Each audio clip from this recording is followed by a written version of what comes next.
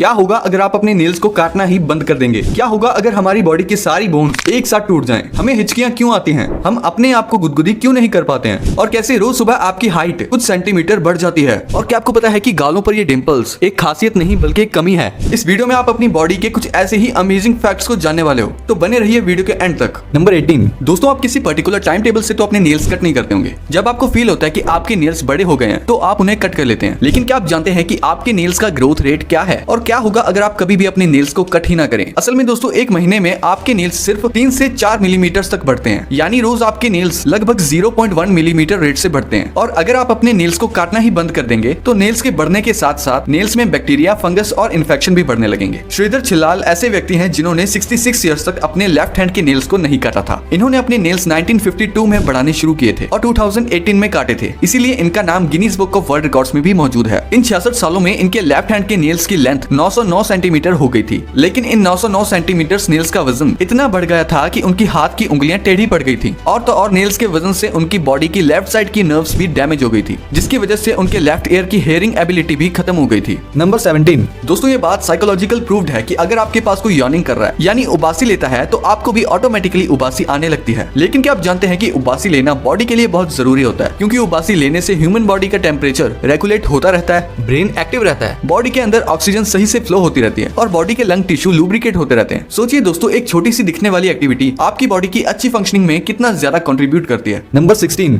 वैसे बेड पर से उठने का मन तो किसी का भी नहीं करता, लेकिन क्या हो अगर आपको कोई 2 महीनों तक बेड पे रहने के लिए ही $19,000 यानी कि 15 लाख रुपए दे? जी हाँ, नासा ने ये चैलेंज लोगों को दिया है, क्योंकि 2 महीनों तक सिर्फ बेड पे रहना बहुत ज्यादा मुश्किल है। बल्कि ऐसा करने से ह्यूमन हाइबरनेशन भी हो सकता है, जैसे हार्ट रेट का 150 बीट्स तक बढ़ जाना, शोल्डर और हिप्स का ब्लड फ्लो रुक जाना, फैट का बढ़ जाना, मेंटली इनएक्टिव हो जाना और भी बहुत सारी प्रॉब्लम्स का होना, और आखिर में ये आपकी जान भी ले सकता है। तो इससे अच्छा है कि आप मेहनत करके ही पैसे कमाएं, ना कि 2 महीने तक बेड पर रहकर। नंबर 15। दोस्तों, स्किन हमारी पूरी बॉडी को कवर करती है, इसीलिए ये बॉडी का सबसे बड़ा ऑर्गन होती है। लेकिन क्या आपको पता है कि ह्यूमन स्किन की 1 इंच किस चीज से बनी हुई होती है? ह्यूमन स्किन की 1 inch 19 million skin cells, 650 sweat glands, 20 blood vessels और 1000 नर्व एंडिंग से बनी हुई होती है। सबसे हैरान करने वाली बात तो ये है कि स्नेक्स की तरह ह्यूमन स्किन भी हर 28 डेज के बाद रिप्लेस होती रहती है। आसान लफ्जों में कहें तो हर 28 डेज के बाद स्किन सेल्स जनरेट होते हैं और डेड स्किन सेल्स हवा में रिलीज हो जाते हैं। नंबर 14। जब आपको हिचकियां आती हैं तो आपसे कहा जाता है कि जरूर आपको कोई याद कर रहा है, लेकिन क्या आपको पता है कि हिचकियां आने का बायोलॉजिकल रीजन क्या होता है? असल में दोस्तों, ह्यूमन बॉडी में लंग्स के नीचे डायफ्राम मसल्स होती हैं जो चेस्ट कैविटी से एब्डोमेन को अलग रखती हैं, और डायफ्राम इनवॉलंटरी कंट्रैक्ट हो जाता है तो हमारी वोकल कॉर्ड्स बंद हो जाती हैं और जिसकी वजह से ये हिक की आवाज आती है, इसीलिए इन्हें हिकअप्स कहा जाता है। हिचकियां मिनिमम 2 से 3 मिनट्स और मैक्सिमम 48 घंटों तक एक्टिव रह सकती हैं। लेकिन चार्ल्स ओसबोर्न ऐसे व्यक्ति हैं जिन्हें हिकअप्स का सबसे लंबा अटैक हुआ था। चार्ल्स को 1922 से हिचकियां आनी स्टार्ट हुई और 1990 तक यानी 68 ईयर्स तक नॉन स्टॉप हिचकियां आती रही। एक एस्टिमेट के अकॉर्डिंग चार्ल्स को उनकी लाइफ में 430 मिलियन बार हिचकियां आई थी और फाइनली उनकी डेथ के 1 साल पहले 97 की एज में उनकी हिचकियां बंद हो गई। इसीलिए चार्ल्स का नाम Guinness book of world records में सबसे ज्यादा लंबे वक्त तक हिचकियां लेने के नाम से मौजूद है। नंबर 13। किसी किसी को तो बहुत ज्यादा पसीना आता है तो किसी किसी को पसीना बिल्कुल भी नहीं आता है। पसीना ना आने की कंडीशन को अनहाइड्रोसिस कहा जाता है और ज्यादा पसीना आने की कंडीशन को हाइपरहाइड्रोसिस कहते हैं। लेकिन दोस्तों, पसीना ना आना भी आपके लिए बड़ी मुश्किल की बात है, क्योंकि अनहाइड्रोसिस से इंसानों की बॉडी में अलग अलग तरीके की स्किन रिलेटेड प्रॉब्लम्स जैसे एक्ने, डार्क स्पॉट्स, रेडनेस होने लगती है, और इसके ऑपोजिट पसीना आने से हमारी बॉडी हीट को बाहर निकालती रहती है। नंबर 12।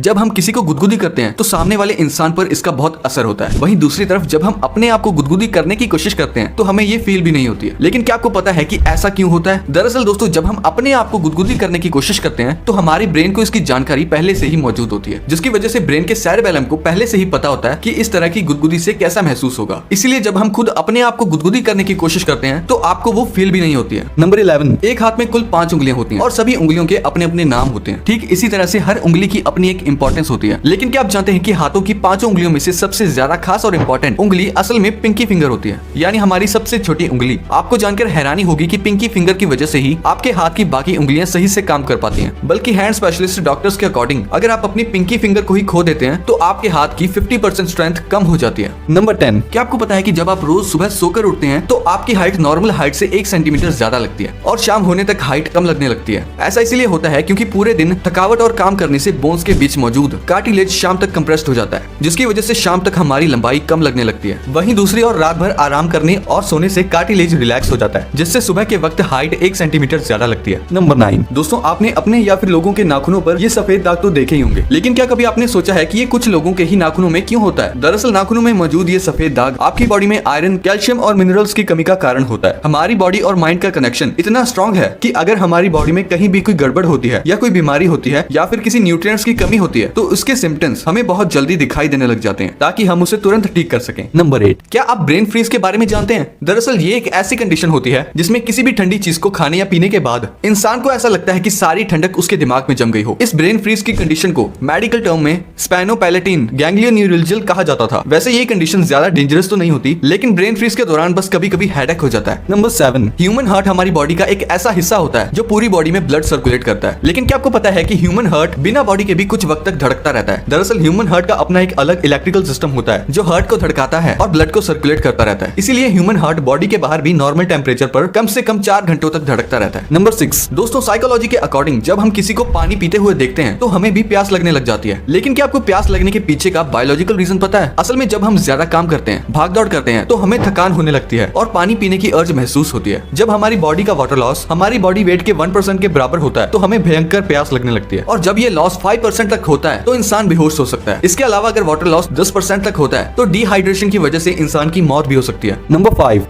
हमारी नाक हमें सांस लेने में हेल्प करती है। लेकिन ये कहना भी गलत नहीं होगा कि नोज ह्यूमन बॉडी की सुपर हीरो होती है, क्योंकि ह्यूमन नोज एक फिल्टर, हीटर और मॉइस्चर की तरह काम करती है। असल में ह्यूमन नोज का स्ट्रक्चर छोटी छोटी बोन्स से शेल्व्स की तरह बना हुआ होता है जिसे टर्बिनेट्स कहते हैं। टर्बिनेट्स में ऐसी ब्लड वेसल्स होती हैं जो ठंडी एयर को गर्म और गर्म हवा को नॉर्मल और मॉइस्ट करते हैं, जिसका मतलब जब एयर आपके लंग्स में पहुंचती है तो वो काफी हद तक फिल्टर हो चुकी होती है। नंबर 4, दोस्तों आपने अक्सर लोगों को एक दूसरे से कहते हुए सुना होगा कि आप तो बहुत ग्लो कर रहे हैं। लेकिन क्या आप जानते हैं कि ऐसा क्यों होता है? और तो और क्या आपको पता है कि ह्यूमन बॉडी असलियत में भी चमकती है, यानी हमारी बॉडी भी लाइट को एमिट करती है। जी हाँ, ये बिल्कुल सच है। पिछली हुई रिसर्च से ये पता चला है कि ह्यूमन बॉडी भी असल में लाइट को रिफ्लेक्ट करती है, लेकिन इस लाइट की इंटेंसिटी नॉर्मल आंखों से दिखने वाली लाइट से 1000 टाइम्स लो होती है और इसीलिए ये नेकेड आईज से दिखाई नहीं देती है। साइंटिस्ट का मानना है कि ये लाइट बॉडी के अंदर लगातार होने वाले केमिकल रिएक्शन की वजह से निकलती है। ये लाइट लोगों के चेहरे पर ज्यादा विजिबल होती है और यही लाइट ग्लो के रूप में नजर आती है। नंबर 3, गालों पर डिंपल पड़ने वाले लोगों को उनकी क्यूटनेस की वजह से बहुत ज्यादा पसंद किया जाता है। लेकिन क्या आपको पता है कि ये डिंपल्स मसल्स डिस्फंक्शन की वजह से होते हैं? असल में गालों के अंदर जिगोमैटिकस मेजर नाम की मसल्स होती हैं, जिसके 2 हिस्सों में बढ़ जाने की वजह से गालों में डिंपल्स आ जाते हैं। वैसे इससे ह्यूमंस को कोई नुकसान तो नहीं होता है, बल्कि ये फेस को और अट्रैक्टिव कर देता है। नंबर 2,